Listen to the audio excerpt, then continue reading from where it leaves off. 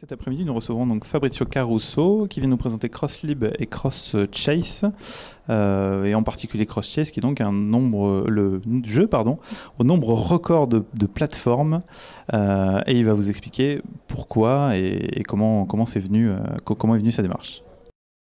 Bonjour tout le monde et merci pour être là et merci surtout aux organisateurs du replay qui me permettent de présenter mon projet perso. Donc c'est un jeu vidéo 8 bits que j'avais pensé pour les ordinateurs, surtout pour les ordinateurs 8 bits. Donc vous voyez mon t-shirt, je suis un fan des Commodore, je suis un fan des ordinateurs des années 80 et même 70. Donc comme déjà dit, on parlera de deux choses qui sont liées mais qui sont un petit peu différentes. Donc on parlera du jeu. Ah mais attendez, il y a un souci. Parce que je ne vois pas la même image. Il y a un screensaver. Ça c'est congelé. C'est l'image. Moi ça affiche quelque chose, mais c'est pas la même image. Très bizarre. Ah ok, c'est ça. Ok, c'est ça. Moi je l'avais mis en duplication avant. Ok, donc c'est bon. C'est ça. Ok. Ouais, nickel. Donc, je parlais du jeu. Donc, et ça, c'est pas technique du tout. C'est l'idée du jeu, l'expérience du jeu, le concept du jeu. Et après, je parlais de comment ça a été possible de faire un jeu pour vraiment beaucoup d'ordinateurs, beaucoup de consoles, et je dirais tous les systèmes 8 bits possibles. Presque tous. Donc, CrossChase, pourquoi je l'ai fait? Bon, j'ai déjà dit, je suis un fan des ordinateurs de cette époque, je suis un fan des consoles, je suis donc très intéressé à ça. Je parlerai du concept du jeu, je parlerai des plateformes et de l'expérience du jeu, du gameplay. Donc le pourquoi, bien sûr, j'ai déjà expliqué. En plus, moi, du boulot, je suis un développeur. Donc j'aime bien coder. Donc c'est aussi pour ça que je le fais. C'est un exercice de coding intéressant. Et c'était une excuse pour connaître les détails techniques des consoles, des ordinateurs. Et donc c'était aussi pour ça que je l'ai fait. Et en plus, ça m'a permis de connaître beaucoup de monde, beaucoup de gens qui font des embrouilles, des nouveaux jeux pour les vieilles consoles, pour les vieilles ordinateurs. Et je ne sais pas si vous connaissez les scene, la démo scene. C'était des gens, surtout dans les années 80, qui faisaient des démos, qui faisaient des hacking. Mais il y en a encore. Ils ont hacké mon jeu, en plus. Mais c'était un plaisir pour moi, vu que mon jeu est gratos. Donc et en plus, bon, je me suis bien amusé à faire ça. Je veux préciser un truc. Le jeu est totalement gratuit pour tout le monde. Je donnerai le lien pour vous pouvez télécharger et essayer le jeu. Et en plus, c'est open source. C'est-à-dire, vous pouvez télécharger le jeu, télécharger le code du jeu, regarder le code, modifier le code si vous avez envie, si vous avez les compétences techniques. Ben ça, c'est pas un truc impossible de le modifier. Vous pouvez apprendre des choses aussi, parce que vu que le code est disponible, il y a de la documentation. J'essaie d'expliquer comment je l'ai fait. Et donc, c'est ça. Donc, le type de jeu. Moi, j'ai fait un jeu dans le style des vieux jeux 8 bits. Donc, même si le jeu, c'est un concept original pour moi, je crois qu'il n'y a pas un jeu identique. Je reste dans le style de jeu, disons, simple comme type de jeu. Donc, on aurait pu faire ça dans les années 80, on pourrait dire ça. C'est un jeu en temps réel. Donc, il faut de la dextérité. Mais il y a une partie de stratégie aussi dans le jeu. Donc, parce qu'on pourrait dire que les personnages du jeu, il se trouve dans des cases dans l'écran. Donc, c'est une sorte d'échiquier. Les éléments du jeu. Dans le jeu, il y a le héros et les ennemis. Le héros, c'est ces personnages, ces petits bonhommes en bleu. Il y a les fantômes et la tête des morts. Bon, c'est les deux types d'ennemis. Il y a des obstacles comme les murs et les missiles qu'il faut éviter. Bon, ça c'est simple. Et puis il y a des mines. Les mines, c'est bon, il faut les éviter, mais les mines, c'est surtout pour se débarrasser des ennemis. L'idée, c'est de faire tomber les fantômes dans les mines, parce que les fantômes vont nous poursuivre. Donc l'idée, c'est de faire en sorte qu'ils vont tomber sur les mines. Il y a aussi des objets qu'on peut ramasser dans le jeu, il y en a plein. Le jeu le plus important, c'est le pistolet. C'est un pistolet qui nous permet de tirer sur tous les ennemis, y compris la tête de mort, parce que la tête de mort n'est pas tuable avec les mines. La tête de mort, elle est plus forte, le méchant, le boss, donc il faut tirer avec le pistolet. Mais le pistolet, il faut le trouver, tout d'abord. Donc, les objectifs du jeu primaire, c'est dans les niveaux normaux, normalement, c'est de tuer les fantômes avec les mines. Donc, il faut les attirer vers les mines. Dans les niveaux boss, le but, ça change un petit peu. Il faut tuer la tête de mort avec le pistolet. Donc, et puis, il y a des objectifs secondaires. Parce que donc, je voulais rajouter, pour rendre le jeu plus intéressant, des objectifs en plus. Bon, on peut se débarrasser de la tête de mort dans les niveaux normaux. Parce que la tête de mort, c'est un méchant qui arrive aussi dans les niveaux qui ne sont pas les boss level. Et donc, c'est toujours avec le pistolet. On peut détruire les missiles. Ça nous donne des points en plus. Et on peut ramasser plein d'objets qu'on trouve dans les niveaux. Donc, j'avais déjà dit qu'il y a le pistolet. Mais il y a aussi des power-ups. Ce sont des objets qui nous donnent des pouvoirs. La S, c'est tout simple. Il permet de friser, de congeler les ennemis. Mais ça va durer pas longtemps. Donc, c'est un effet très limité. Mais il y en a plein de S. Et donc, c'est un objet qu'on trouve facilement. Pour trouver les autres objets, il faut normalement faire quelque chose. C'est des objets un petit peu cachés. Il faut par exemple embêter la tête de mort. Bon, en tirant sous la tête de mort. La tête de mort ne va pas mourir tout de suite. Il faut tirer plusieurs balles sur la tête de mort. Et si on fait ça, ou si on fait d'autres actions un petit peu secrètes, on aura d'autres power-ups, comme ceci. La F, ça congèle encore plus. Le dollar, c'est des points en plus. Il y a l'immortalité. Ça nous rend immortel. On a d'autres objets un petit peu plus secrets. Il y en a d'autres encore. Il y a en total une dizaine de power-ups à trouver. Donc, ça fait une sorte de... C'est pas un vrai easter egg, mais il y a un petit peu de petits secrets cachés dans le jeu. Parce que ça donne un... Oui, ça rend le jeu plus intéressant parce on peut compléter le jeu et ne pas découvrir tous les secrets du jeu. Donc, ça permet de rejouer au jeu plusieurs fois. Donc, c'est un jeu de stratégie, mais aussi d'action. Donc, il faut courir tout le temps pour éviter parce qu'il y a des ennemis qui nous poursuivent. Donc, il faut les éviter. La stratégie de base, c'est de se cacher derrière mines et faire en sorte que les fantômes tombent sur nous. Je vais montrer le jeu. Hein. Et puis, utiliser le pistolet pour se débarrasser de la tête des morts. Donc, c'est à peu près donc, c'est un jeu. Donc, l'idée du jeu. Comme je disais, c'est un jeu original. Mais quelqu'un d'entre vous, peut-être, connaît un jeu similaire à ça.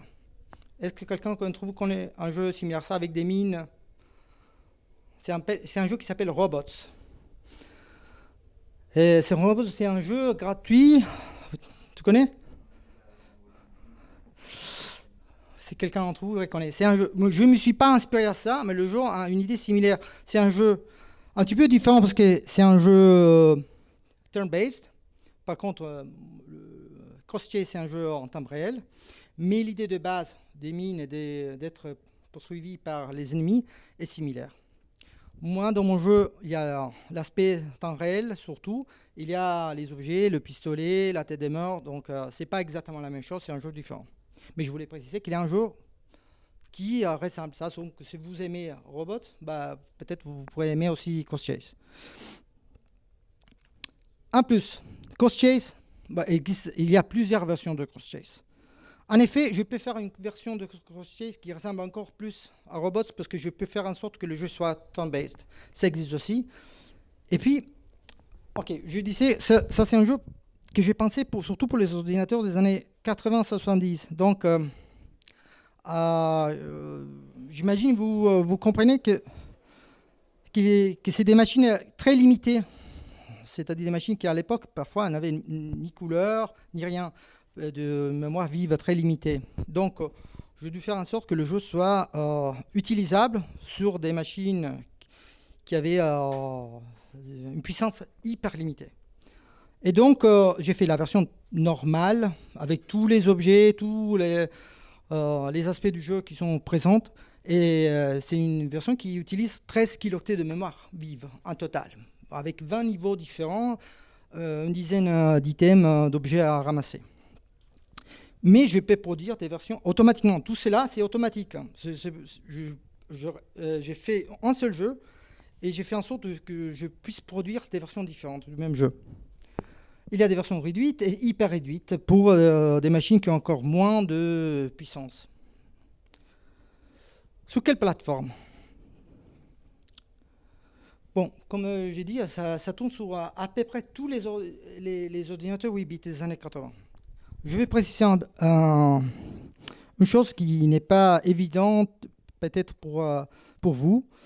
Dans les années 80, dans les années 70, il n'y avait pas de standards. Aujourd'hui, on parle de PC, macOS, Linux, ça fait 3 standards. Dans les années 80, ce n'était pas le cas. Il y avait plusieurs centaines de systèmes différents pas compatibles. Donc, c'était des architectures totalement différentes. Donc, ce n'était pas compatible du tout. Donc, les machines étaient des machines différentes. À l'époque, le standard il n'y avait pas un standard établi comme au jour d'aujourd'hui. Aujourd'hui, on a 2, 3, 4 standards possibles. Et donc, et aussi pour les consoles. Les consoles, c'était une conséquence du fait que je me suis rendu compte que c'est facile de le faire. Lorsque je le fais pour les ordinateurs, j'ai aussi à faire en sorte que le jeu soit utilisable sur les consoles. C'était pas voulu au début, mais c'était un bonus. Pour moi, c'était très sympa le jeu peut tourner aussi sur certains ordinateurs 16 et 32 bits et sur des systèmes exotiques, y compris les calculatrices Texas, les calculatrices de poche. Donc ça tourne même sous, je sais pas, j'ai vu qu'en France, les Texas, les calculatrices sont encore utilisées à l'école, bon, au lycée au moins, et donc ça peut tourner même sur une calculatrice. Donc l'idée, c'est que je dois faire un jeu qui soit adaptable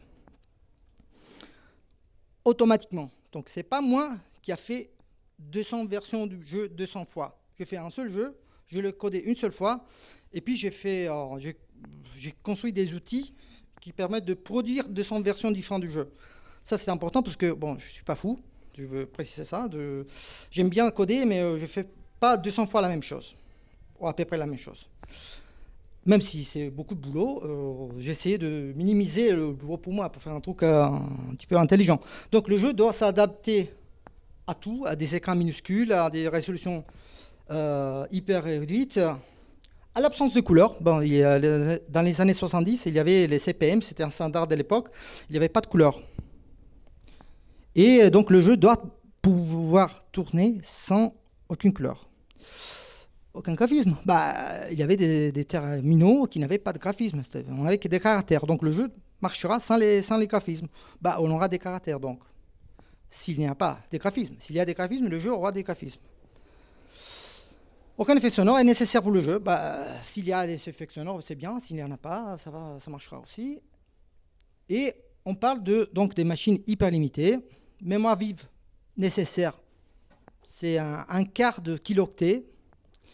Mémoire totale, vive, morte, donc la cartouche, 5 kilooctets, ça suffit pour faire tourner le jeu. Donc, on parle ici de la taille d'un mail. Même pas. C'est un truc hyper... Donc, c'était ça le défi. Faire le jeu une seule fois pour n'importe quel type de machine. Console, ordinateur, console de poche, calculatrice, y compris les routers. La box SFR. Ça pourrait tourner même sous la box SFR. Le faire une seule fois, et faire en sorte que ça soit adaptable. Donc ça, c'est par exemple l'image de Crosschair sur une calculatrice. C'est une petite calculatrice Texas, peut-être vous connaissez ça, surtout les Français ici. Et donc il y a plein de versions. Je peux afficher, je sais pas, la version... ça c'est une console, l'Atari 5200.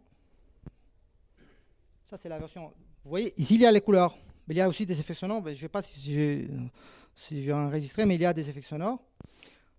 Très simple. Et il s'adapte à ça aussi. Et j'ai perdu. Qu'est-ce qui se passe?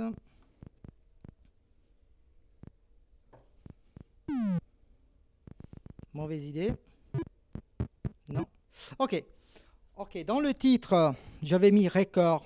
Qu'est-ce que ça veut dire record? Pourquoi record? Bah, c'est une blague, mais il y a du vrai. Le record, c'est donc je dis que le jeu tourne sous n'importe quel type de machine et architecture. Donc c'était un défi pour moi, mais c'est pas un vrai record officiel, c'est rien.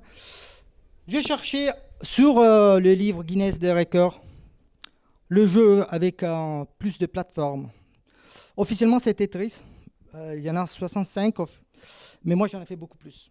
Mais je ne peux pas dire que j'ai battu un record officiel parce qu'en plus, mon jeu, c'est un jeu en brou, c'est pas un jeu commercial.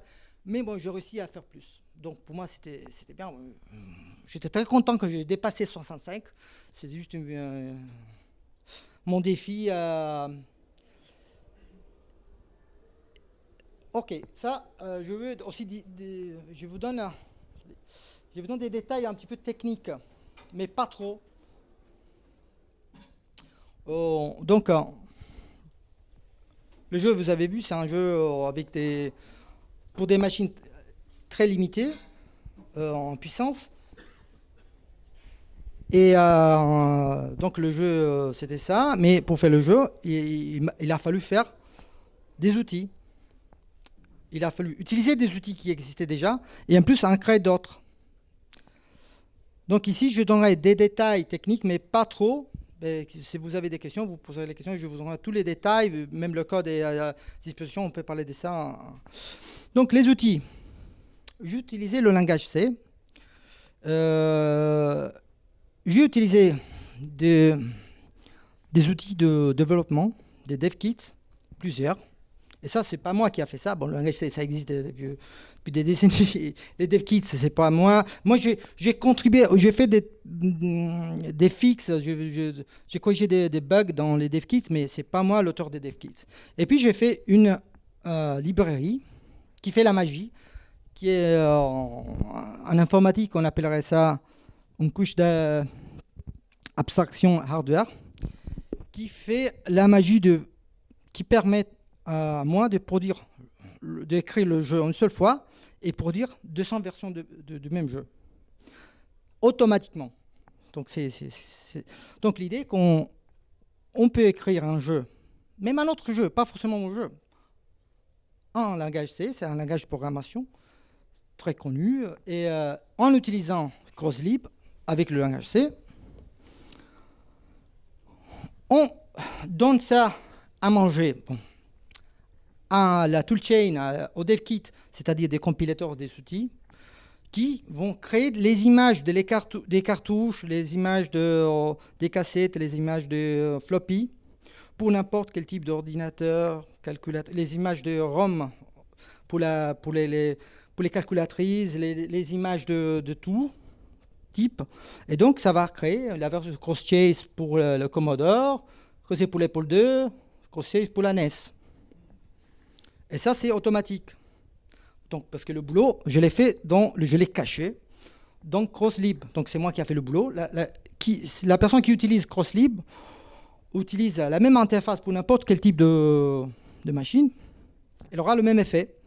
Donc, sous la NES, il y aura peut-être des couleurs en plus. Sous le Commodore 64, il y aura des effets sonores en plus. Sur d'autres machines qui n'ont pas d'effet sonore, il n'y aura pas d'effet sonore. Mais le jeu tournera. Ça va être créé. Donc, ça, pourquoi j'ai choisi le langage C? Ça, c'est un petit peu technique, mais je ne donne pas beaucoup de détails. Parce que sais pas, je regarde, il n'y a pas beaucoup de gens plus vieux que moi. Mais à l'époque, dans les années 70-80, on codait en BASIC. Ça existe encore, mais ce n'est pas le même BASIC de l'époque.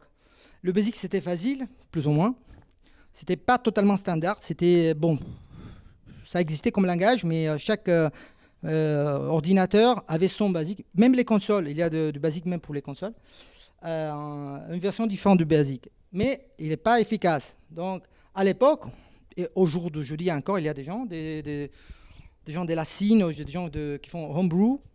On utilise beaucoup l'assembly. L'assembly, c'est le langage de la machine. C'est très bas niveau et difficile. Ça prend beaucoup de temps pour coder. Il est par définition pas standard parce que c'est vraiment, on touche la machine très bas niveau, mais il est très efficace. Donc, j'ai dû faire un compromis. J'utilisais le langage C. Plus facile que l'assembly, c'est plus rapide à coder. C'est totalement standard. Il est plus ou moins efficace. C'est entre le basic et l'assembly. Si on code bien, on peut être pas trop loin de l'assembly. Mais on ne sera jamais au même niveau que l'assembly.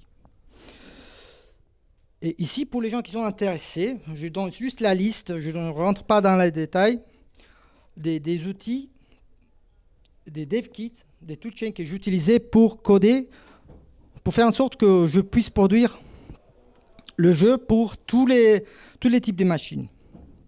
Donc, pour les machines, les consoles et les ordinateurs avec la CPU MOS 6502, comme les Commodore, comme les Atari 8 bits, comme l'Apple II, Auric, y compris PC Engine, qui est très puissant comme machine, et d'autres. Bon, j'utilisais ça. Ça, c'est disponible sur Internet. C'est un outil gratuit. Et il y a même une page GitHub. Par contre, pour les machines qui utilisent l'architecture Zilog 80, comme tous les Sinclair, les Amstrad, consoles et les ordinateurs, les MSX, CPM, les calculatrices, j'utilisais Z88DK.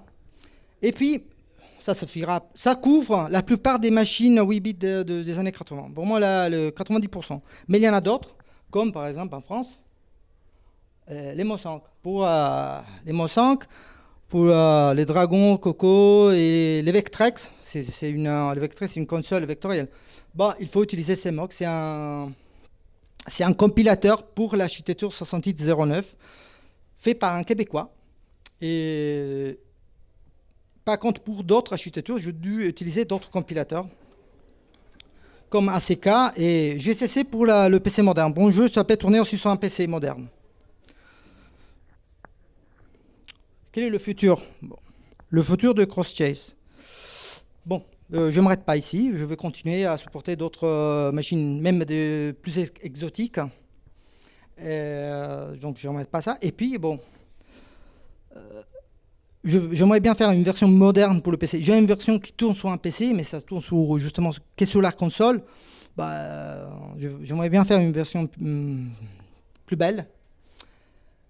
Mettre un easter egg, ça pourrait être sympa dans le jeu, et faire des versions pour les smartphones.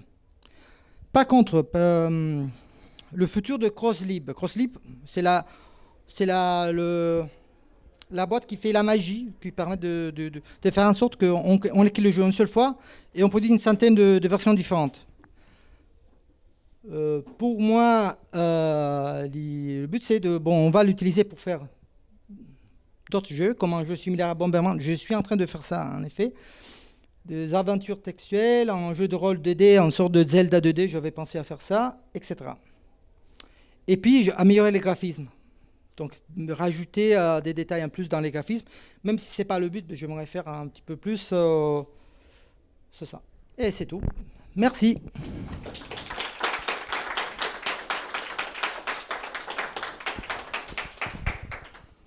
Merci Fabrizio. Est-ce qu'il y a des questions dans la salle sur CrossLib ou sur CrossChase? N'hésitez pas à vous lancer, hein, sinon c'est moi qui le fais. Bon, alors du coup, moi j'en ai une. Parmi toutes les machines sur lesquelles tu as porté CrossChase jusqu'à maintenant, Est-ce qu'il y en a une qui a été plus problématique que les autres? On est développeur, on sait bien que lancer une compilation, ça peut être un peu hasardeux parfois, c'est pas forcément ce qui sort. Ok. Oui, il y a des machines pour lesquelles il faut. Donc, l'idée, c'est que j'utilisais. Bon, je vais pas réinventer la roue à chaque fois. Donc, j'ai utilisé des outils de développement qui fournissent déjà des API, ce qu'on appelle des API, donc des outils pour faire, par exemple, des graphismes ou des effets sonores. Parfois, c'est le cas. Par exemple, pour les architectures Zilog 80, on a le DevKit qui donne beaucoup de choses déjà. Donc, on a déjà gratuitement pour moi les sprites, par exemple, l'affichage des sprites. Ça m'écoute. C'est déjà prévu dans le DevKit, donc je dois juste le réutiliser. Pareil pour les effets sonores. Pour les autres architectures, comme par exemple les architectures basées sur le 6502, je devrais faire ça moins à bas niveau. Donc c'est presque assembly. Je devrais faire ça au niveau de l'assembly, au bas niveau, parce que le DevKit, on n'expose pas ça. Donc c'est à moi, pour chaque machine, j'ai dû voir comment j'affiche un sprite et ça change, parce que la carte graphique n'est pas la même, les puces graphiques.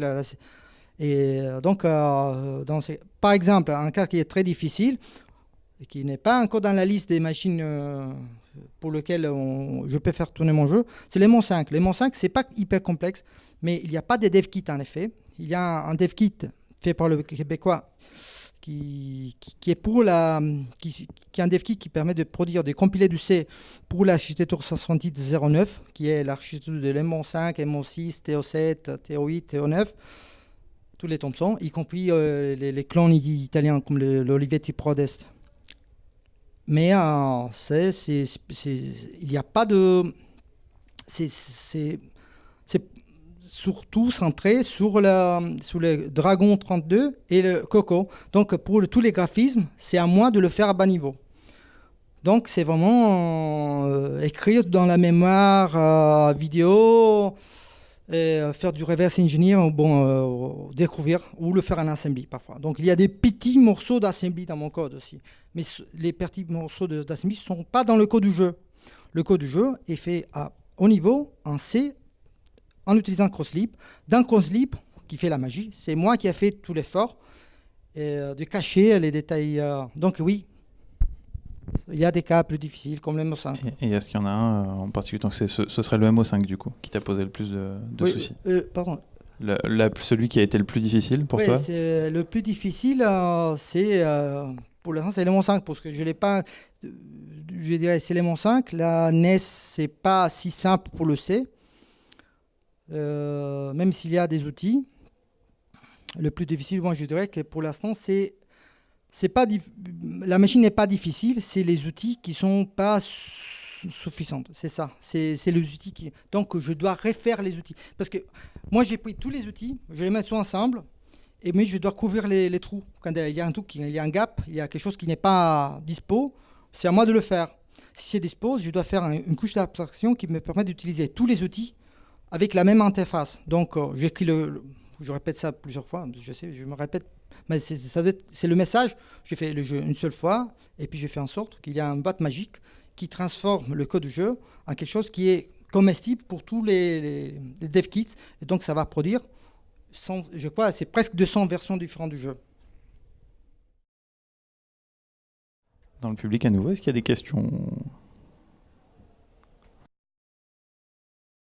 Est-ce qu'il y a des différences de performance fortes qui font que certains jeux pourraient marcher que sur certaines machines et pas sur d'autres? Sûrement. Il y a des écarts énormes. Vu que j'arrive à compiler le jeu même pour des machines 16 bits, 32 bits. Mais même si on reste dans les 8 bits, il y a certaines machines qui sont... un PC Engine, par exemple, il est hyper rapide.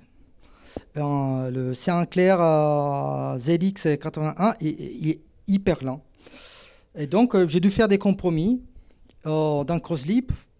D'abord, il y a aussi des différences énormes dans les graphismes. Donc, J'aurai des images moins rapides, mais j'essaie de compenser ça. Donc le jeu, j'ai dû faire beaucoup de réglages pour faire en sorte que le jeu soit jouable avec des ordinateurs qui sont beaucoup moins rapides. Par exemple, il y a certains petits détails comme réafficher une certaine image, donc on pourrait parler de frame rates différents sur certaines machines pour compenser la différence de puissance des machines. Oui, c'est à moi le réglage machine par machine, je le fais moi de la vitesse des machines, c'est moi que je dois régler ça. Est-ce qu'il y a une autre question?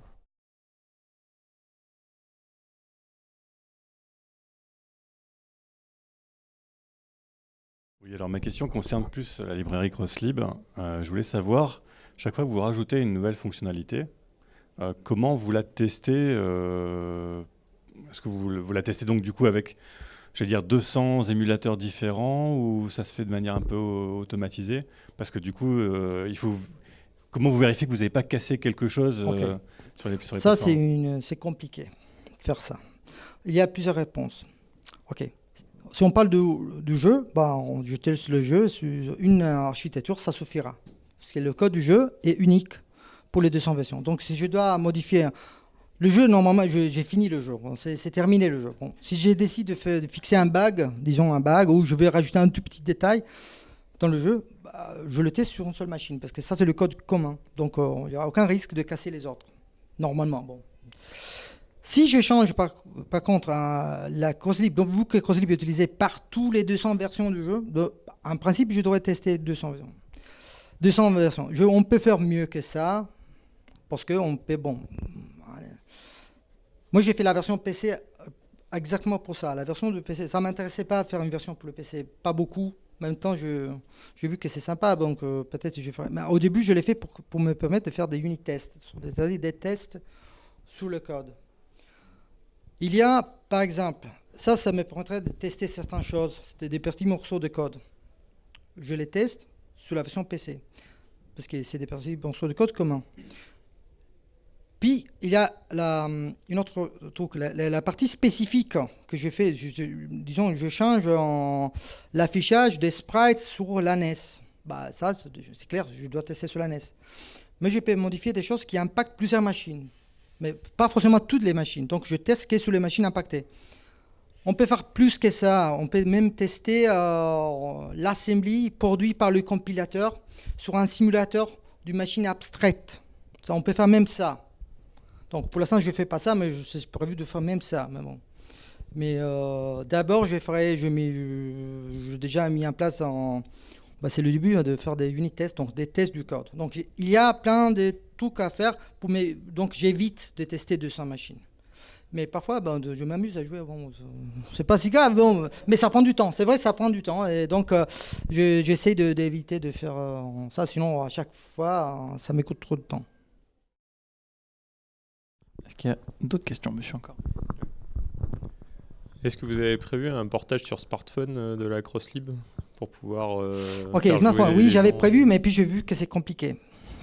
Sur iOS, c'est peut-être simple. Tout ce que j'ai fait, je l'écris en C, langage C. Donc pour Android, c'est presque impossible. Pas forcément. On peut mettre du C en Android, c'est en Java, ça se code en Java. On peut appeler du C depuis le Java, mais faire tous les graphismes en C, c'est presque impossible. Donc je ne sais pas, je ferai ça comme ça. Peut-être, vu que le jeu c'est sympa, j'aime bien le jeu, peut-être je vais faire une nouvelle version écrite en Java, juste pour l'avoir sur Android. Sur Android, j'utilise des émulateurs. Sur mon smartphone, je l'ai le jeu. J'ai un émulateur Commodore 64, ça tourne très bien, donc je fais comme ça. Donc, pour les smartphones, oui, j'avais pensé. Il y a le défi technique Android Java et il y a sur iOS, c'est peut-être plus facile, mais je ne l'ai pas fait encore. Sinon, il y a les émulateurs pour les faire tourner sur les smartphones. Est-ce qu'il y a d'autres questions? Alors du coup, moi j'en ai une dernière. En l'état actuel du projet, ça t'a pris combien de temps en tout, si tu arrives à l'estimer? Ça m'a pris beaucoup de temps, honnêtement. Mais c'était du plaisir, donc je le fais vu que je prends le bus pour aller au boulot. J'ai 2h30 presque aller-retour en total tous les jours. C'est minimum ça et parfois les week-ends. Donc j'estime, c'est 1 an et demi de boulot. Donc on peut calculer 2h30 par jour, plus un petit peu plus le week-end.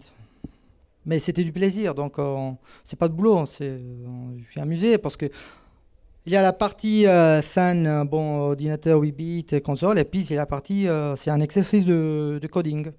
C'est pas, je dis pas, je vais pas faire une découverte. J'utilise des méthodologies modernes de programmation pour faire un truc très vintage. Mais donc c'est aussi le coding, c'est le plaisir de coder. On apprend d'autres choses qui ne sont pas forcément liées au système 8 bits des années 80. Donc oui, beaucoup de temps. Ok. Je fais une dernière relance pour les questions au cas où.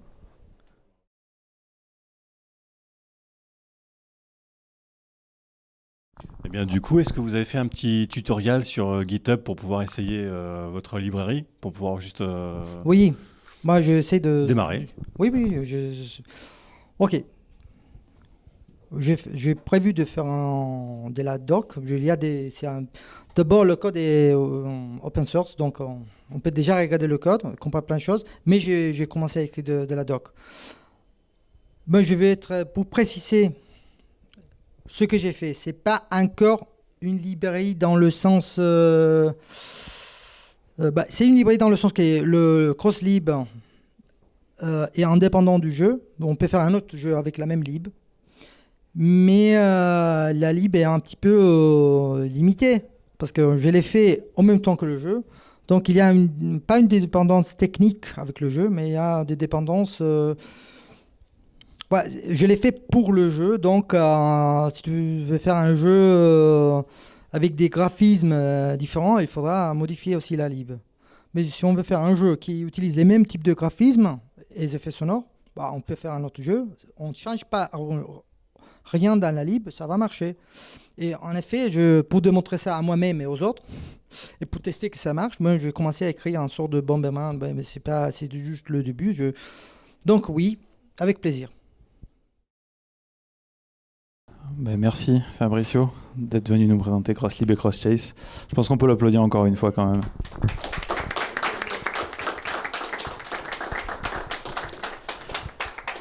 Et donc n'hésitez pas à vous lancer, à faire vous aussi vos jeux 8 bits avec CrossLib et à lui remonter tous les besoins qu'il n'y a pas dans la librairie. Comme ça, je pense qu'il sera ravi de coder des trucs en plus.